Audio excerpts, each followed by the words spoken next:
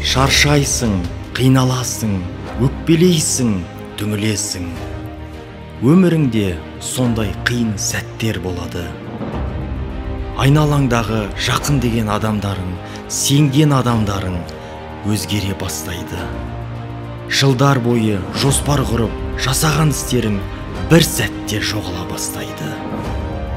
Ойыңа әртүрлі жаман ойлар келіп, еңсең түсіп, бәріне көнгің келеді. Бәрінен баз кешіп, алыстарға кетіп, бәрін ұмытқың келеді. Бәрінен жеңіліп, әлсіздігің жеңе бастайды. Сондай кезде ойыңда жалғыз ғана сұрақ тұрады. Неге? Не үшін? Мүмкін сен өмірде айналасына нұрын шашқан жақсы адам шығарсың. Немесе көпті өзіңе қаратқан талантты да шығарсың. Биікке көтерілу жолында өте көп еңбектенетін де шығарсың. Соған қарамастан сенің дегеніңдей бола бермейтін кезеңдер де болады. Жаныңның жаралануы ерте ме кеш пе барлық адамдардың басына қиын сәттер келеді. Қиындық сенің жасыңа қарамайды, әлеуметтік жағдайыңды ескермейді, тіпті қалтаңдағы ақшаңды да санамайды. Тек мынаны ұмытпа, қиындық бұл уақытша сынақ. Ол бір сәттік болуы мүмкін, немесе бір күнде өтіп кетуі мүмкін. Кейде бір айға, кейде бір жылға да жалғасуы мүмкін. Түптен келгенде басыңа келген қиындықтың өміріңнен кетер де сәті келеді. Оның орнына басқа да сен күтпеген жаңалықтар бола бастайды. Егер сен қиналған сәтіңде қайғыға беріліп, жеңіліс тапсаң, қиындық бірінің соңынан бірі жалғасып келе береді. Күн өткен сайын қанатың талып, төменге қарай құлдырай бересің. Өкінішке орай, көптеген адамдар қиындыққа мойымай, қарсы тұрудың орнына өте тез беріледі де жеңіліске ұшырап жатады. Қиындыққа қарсы тұрып, қайғыға берілмей, бәрін жеңіп шығу үшін сенің ерік жігерің мықты болу керек. Ерік жігерің мықты болған кезде ғана сені ешқандай қиындық жеңе алмайды. Әрине, бақытты отбасы мен жақындарының қолдауы, тұрақты жұмысы мен ақшасы бар кезде кез келген адам бақытты да көңілді көріне алады. Мұндай мүмкіндігің бар кезде кез келген қиындықты жеңіп шыға аласың.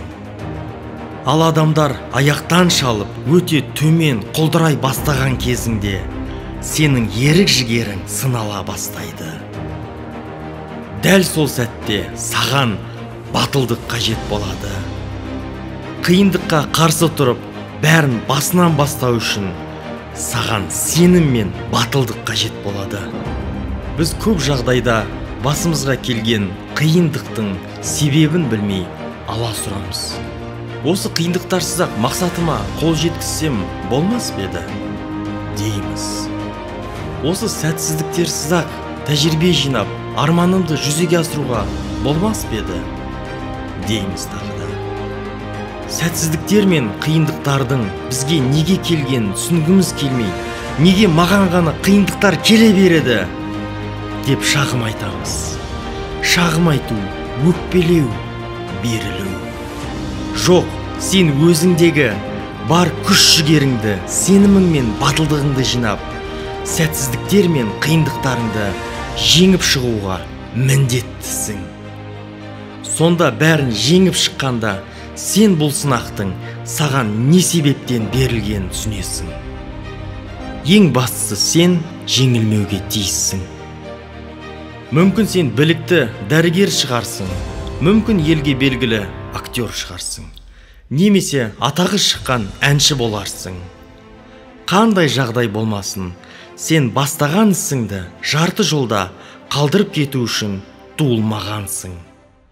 Мейлі айта берсін, сынай берсін, сөйлесін, бірақ сен басыңды тік ұстап, алға қадам басуға тиіссің. Сынақ саған жеңілу үшін берілмейді. Ол сенің өмірді түсініп, жаңа дүниені үйреніп, жетістікке жету үшін беріледі. Қалыпты өмірде қол жеткізбеген дүниелерге дәл осы қиын сәттерде қол жеткізбеуің бек мүмкін. Сынаққа сынаптай сына бергеннің орнына бұл сынақтың дәл саған келгеніне рахмет айт. Аяғыңның кім шалғаны, жолыңды кім кескені маңызды емес. Бастысы сен қайта тұруға тиіссің. Қиындықтар болды, бола да береді. Және ол бізді әлсірету үшін емес, керісінше біздің қуатты тұлға болып қалыптасуымыз үшін беріледі. Мақсатыңа жету жолында еңбек ет, бар күш-жігеріңді сал. Неге деп әуре сарсаңға түсе бергенше сәтсіздіктеріңе қарсы жүр. Көздеген мақсатыңа жету үшін де сен қан майданның ортасында болуға тиіссің. Кеудеңде жұдырықтай жүрегің соғып тұрғанда, бойыңда ыстық қан барда, сен бәріне де қол жеткізесің. Кездескен сынақтарға сына салу немесе қайта тұрып, қарсы тұру, бәрі де тек өзіңе байланысты. Өміріңде болып жатқан өзгерістерге тек өзің ғана жауаптысың. Өмірде адам көтере алмас сынақтар болмайды. Қандай сынақ келсе де, берілу не берілмеу, бұл сенің таңдауың. Қиындықтан шығу үшін көз жастарыңды төгіп, жұрттан жәрдем сұрама. Өмірге өкпең бар ма? Сені біреу ренжітті ма? Намысыңды аяққа таптап, жігеріңді жасытты ма? Мейлі, айта берсін, істей берсін қолдарынан келгенін. Бірақ сен соған қарамастан тек алға қадам жасауға тиіссің. Еңсеңді көтер де алға қадам бас. Бүкіл әлем саған қарсы болса да алға ұмтыл. Айнаға қара, өзіңе қара, көзіңе қара. Сенің қолыңнан келеді. Сен бәріне де қол жеткізесің. Сен күштісің, сен мықтысың. Берілме, тек берілме.